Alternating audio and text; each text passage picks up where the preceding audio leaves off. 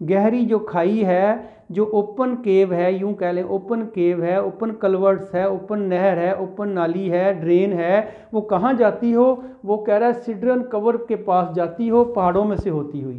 Clear बात होगी। फिर उसने ये कहा है अ सेवेज प्लेस, और ये ऐसा लगे जैसे कि ये ब्रूट प्लेस है। सेवेज कहने का ये मतलब है, मैंने आपसे कहा है कि वो कभी टाइगर का जिक्र नहीं करेगा, कभी लाइन का जिक्र नहीं करेगा, कभी डेंजरस एनिमल का जिक्र नहीं करेगा, क्योंकि उसका मकसद ही और है।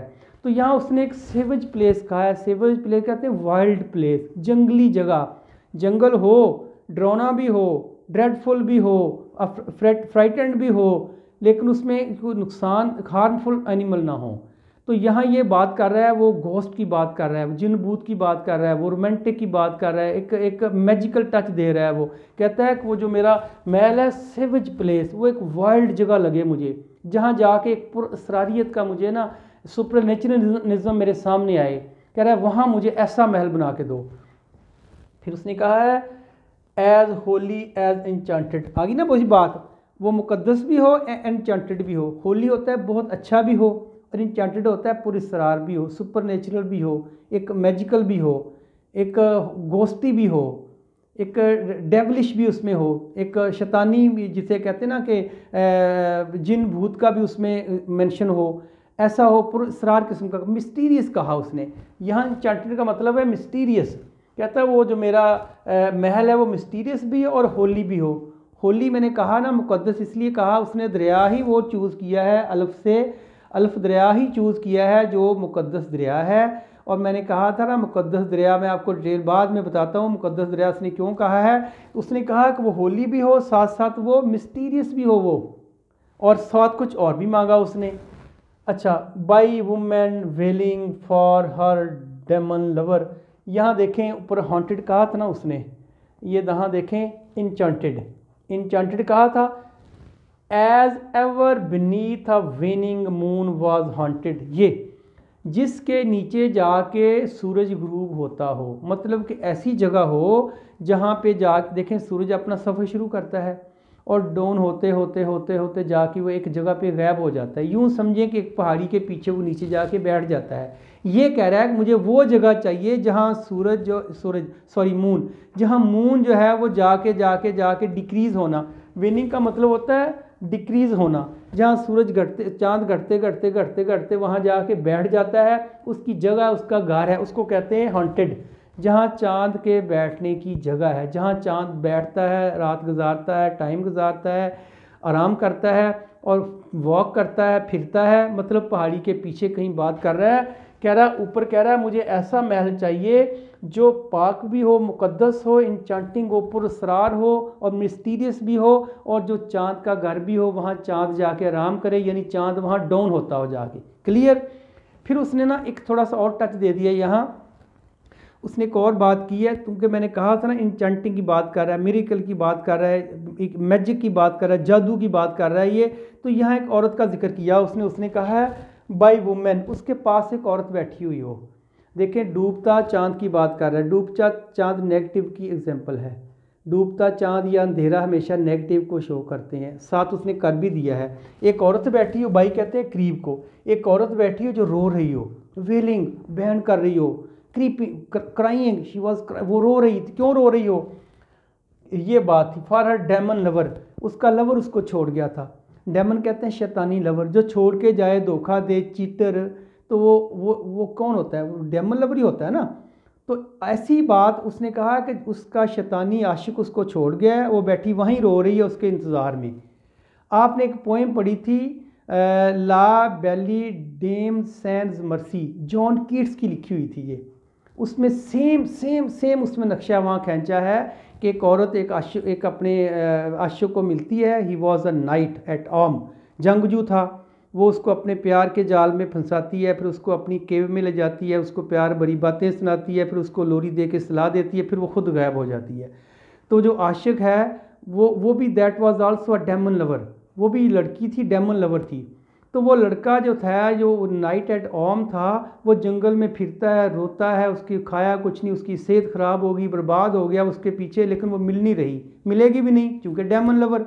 तो सेम उसने नक्शा यहाँ खींचा है। उसने कहा वो लड़की अपने, वहाँ बात थी लड़का रो रहा था अपनी लवर के लिए, बिलव्ड के लिए, यहाँ लड़की रो रही है अपने बिलव्ड के लिए, और वो डेमन लवर, दोनों डेमन लवर होते हैं, लड़की हो या लड़का हो। यहाँ बात कर रहा है वो कि वो अपने डेमन लवर के लिए, शैतानी आशिक के लिए रो रही है, चीटर के लिए रो रही है, जिसने उसको चीट किया है उसके लिए आंसू बहा रही है वो।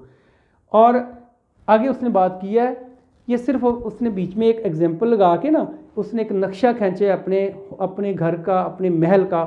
फिर उसने कहा है, क्योंकि उसने इंचेंटिंग कह दिया ना, मैजिकल टच देने के लिए, फिर उसने कहा है and from this काजम with ceaseless turmoil सीदिंग। लफ्ज़ मुश्किल नहीं है लेकिन बहुत ही घुमा फिरा के ट्रिकी वर्ड यूज़ किए हैं उसने, क्योंकि वो वर्ड जो सेम मीनिंग दे वही लगाना चाहता है वो। शोर करने का मतलब नाइस भी हो सकता है, क्यों लगाएगा दूसरा वर्ड वो, लेकिन नाइस कैसा नाइस? शोर के लिए तो 10 वर्ड हैं इंग्लिश में, किस तरह का शोर हो रहा है? कोई आप किताबें उठा रहे हैं उसका शोर हो रहा है, बोलने का शोर हो रहा है, कोई बातें कर रहा है उसका शोर हो रहा है, लड़ने का शोर हो रहा है, पानी का शोर हो रहा है। शोर की 10 इंग्लिश हैं, तो अब वो लगाएगा जो यहाँ फिट बैठती है। ऐसे ही किया उसने, देखें उसने कहा है एंड फ्रॉम दिस काजम, इस कहता है झरने से, इस गार से क्या था, विद सीजलेस टर्मोइल सीदिंग। 3 लफ्ज़ लगाए हैं। सीज, देखें सीज फायर होता है जब जंग हो रही होती है ना 2 कंट्री की, तो कहते हैं सीज फायर हो गया, जंग रुक गई। यहाँ सीज लेस लगा दिया उसने, रुकना नहीं, चलते रहना है, मतलब कि कंटिन्यूसली, नो स्टॉप, जो मुसलसल क्या कर रहा है, मुसलसल टर्मोइल सीदिंग। सीदिंग होता है सांस लेना, सीदिंग होता है इस तरह सांस लेना कि रुक रुक के सांस लेना, जोश के साथ सांस लेना, मुंह से निकलना जब। तो अब यहाँ ये बात कर रहा है टर्मोइल होता है शोर, टर्मोइल क्या होता है, नॉइस, शोर। लेकिन शोर से मुराद पता कौन सा शोर है? देखिए जब शोर हो रहा है ना, उसकी आपको समझ ना आ रही हो कैसा शोर है, और उस शोर की बात कर रहा है, कह रहा है कि वहाँ जो ना ख़त्म होने वाला शोर जो था ना, वो सीदिंग का था। देखें जब पानी झरने में से निकलता है तो उसकी एक आवाज़ आती है, और यूँ कह लें कि उसी को उसने कहा है कि जो पानी के निकलने की जो आवाज़ है, उसका जो शोर है ना रुकने वाला, उसकी बात यहाँ कर रहा है। As if this earth is fast thick pants were breathing, ये बात उसने जोड़ी है, सिमली यूज़ की है। किस तरह, जिस तरह ज़मीन सांस ले रही है ना रुक रुक के। देखिए ज़मीन हम भी इंसान भी सांस लेता तो रुक के ही लेता है ना। देखिए जब एक सांस हम इनहेल करते हैं, फिर उसको आउट होता है, दोबारा इनहेल करने के लिए थोड़ा बीच में वक्फा होता है, एक सांस के लेने में, फिर वो लौट के वापस आता है, फिर दूसरा सांस हम लेते हैं। तो एक सांस जब जाता है उस फिर घूम के वापस आने तक हम दूसरा सांस नहीं लेते, उसी की रिकवरी देखते हैं, उसी की रिटर्निंग देखते हैं हम लोग। ऐसे ही वो कह रहा है ज़मीन सांस ले रही है, और वो सांस ले रही है वक्फे वक्फे से ले रही है, इसको उसने पेंट्स कहा है। तो यहाँ पेंट्स का मतलब होता है वक्फे वक्फे से, ब्रीथिंग होता है सांस लेना, फास्ट थिक होता है गहरे सांस लेना।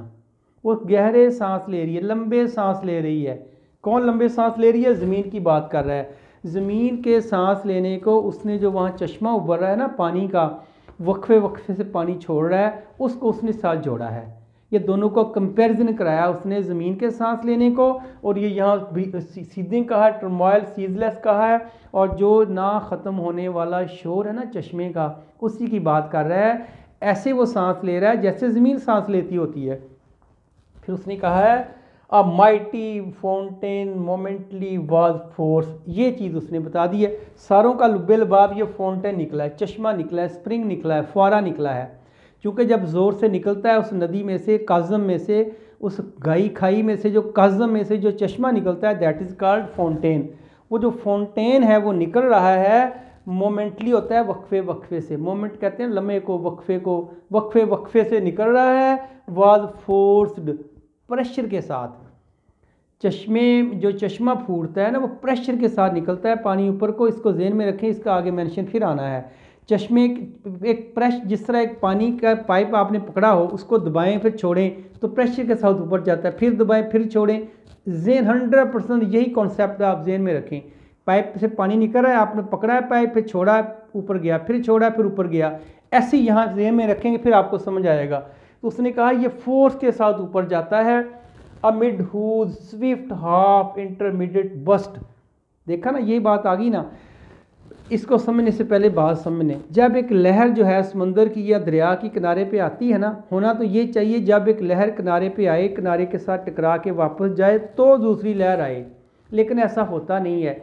एक लहर आती है, वो भी दरमियान में होती है, पीछे दूसरी और आ जाती है, उससे सब्र नहीं होता, उसके वापसी जाने का इंतज़ार भी नहीं करती वो, तो वो भी हाफ में होती है तो पीछे तीसरी आ जाती है, तो ऐसा नहीं होता। यही सेम उसने यहाँ नक्शा खींचा। यहाँ देखें, इंटरमीडिएट बस्ट, निकल तो पानी रहा है लेकिन उस पानी से सब्र नहीं हो रहा। उसने कहा है स्विफ्ट हाफ, हाफ कहते हैं कि एक जब लहर चली जाए दूसरी आने तक के वक्फे को हाफ कहते हैं, लेकिन उसने कहा उस हाफ में भी स्विफ्टनेस है, उस हाफ में भी तेज़ी है, वो इतनी तेज़ी से निकल रहा है कि एक जब पानी की फुहार ऊपर जाती है उसके वापस आने का इंतज़ार नहीं करता वो।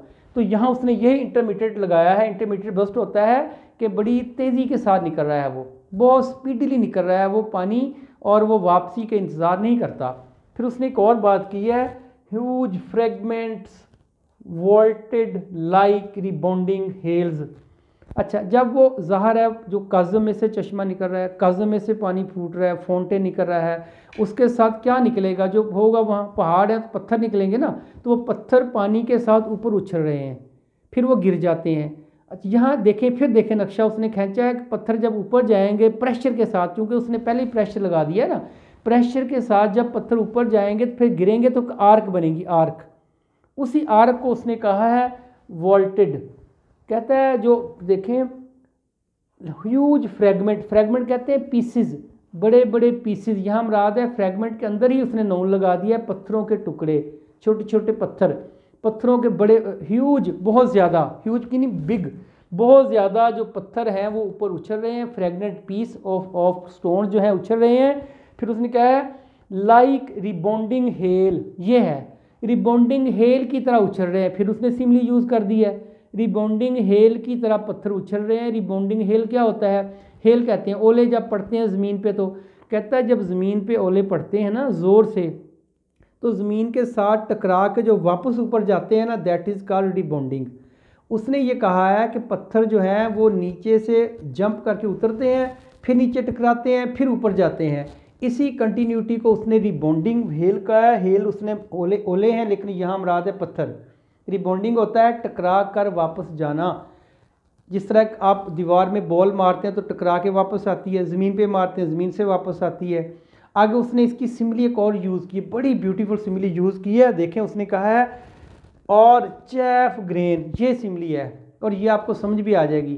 थ्रेशर सब ने देखा है, गांव में थ्रेशर जो फसल काटते हैं, गंदम काटते हैं ना, वो काट के गंदम को और चैफ को अलग अलग करता है। चैफ कहते हैं ब्रेन को, ब्रेन कहते हैं भूसा को, तूड़ी को, उसको गंदम से अलग करता है। अलग करने के लिए दो प्रोसेस से गुजरता है, एक हम एक छज और छानना कहते हैं।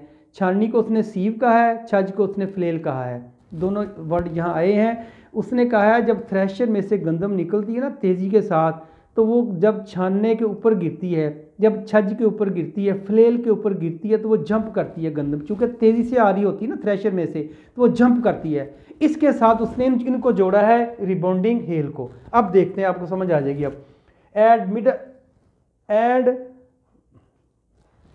और चैफी ग्रेन, या वो चैफ वाली गंदम, चैफी कहते हैं जिसके अंदर भूसा, भूसे वाली गंदम यूं कह लें, बीनीथ नीचे, द थ्रेशर, थ्रेशर के, थ्रेशर फ्लेल, थ्रेशर के छानने के नीचे, थ्रेशर की सीव के नीचे, थ्रेशर के छज के नीचे, छज्जा बना होता है नीचे थ्रेशर के, कहता है उस छज्जे के ऊपर जिस तरह गंदम उछलती है ना, इसी तरह ये हेल जो थे ना पानी में वो उछल रहे थे। क्लियर होगी बात? ये मैंने कहा ना थोड़ी टिपिकल वर्ड है, मुश्किल नहीं है ये।